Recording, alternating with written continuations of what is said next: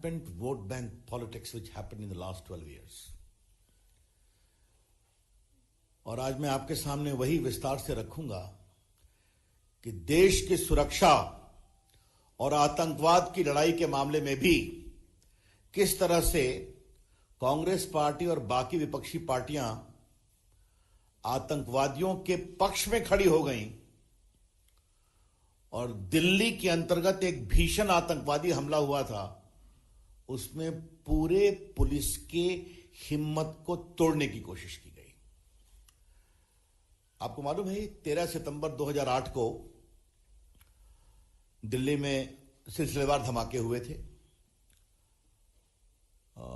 Greater Kailash में हुए थे, डिफेंस कॉलोनी में हुए थे,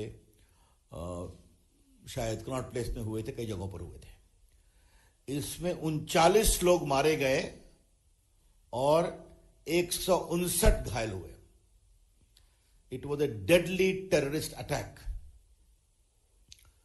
स्वाभाविक है, भारत की राजधानी दिल्ली है, 30 लोग मारे गए, 159 घायल हुए।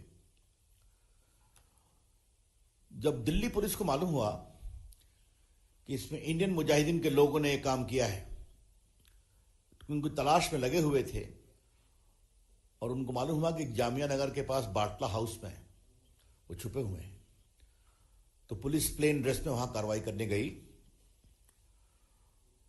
और 2 आतंकवादी मारे गए, 2 भाग गए और एक बहादुर पुलिस के इंस्पेक्टर, दिल्ली पुलिस के मोहन चंद शर्मा, उनकी गोलियों से मारे गए और 2 पुलिस वाले घायल हुए गंभीर रूप से, बलवंत और राजवीर सिंह। अब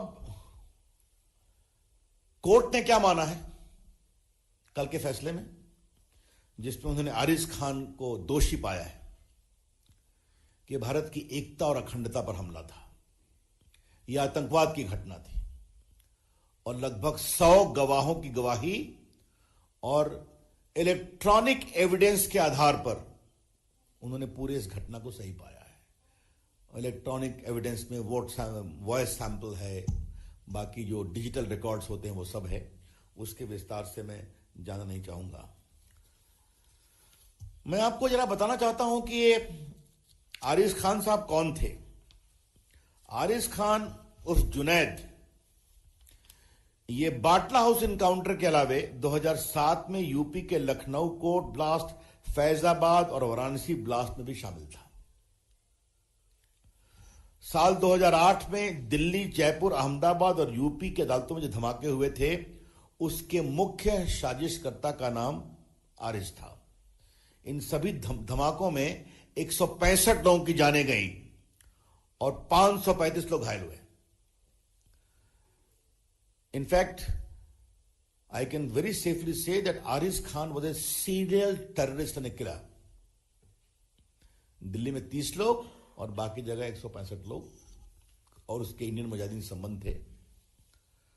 और आपको मुझे बताते हुए कभी पीड़ा होती है कि इसको 2018 में नेपाल से पकड़ा गया, तब यह ट्रायल हो सका। एक शाहजादा को पहले 2013 में ही सजा मिली थी और इसको पकड़ा तभी गया सघनता से जब नरेंद्र मोदी की सरकार आ गई।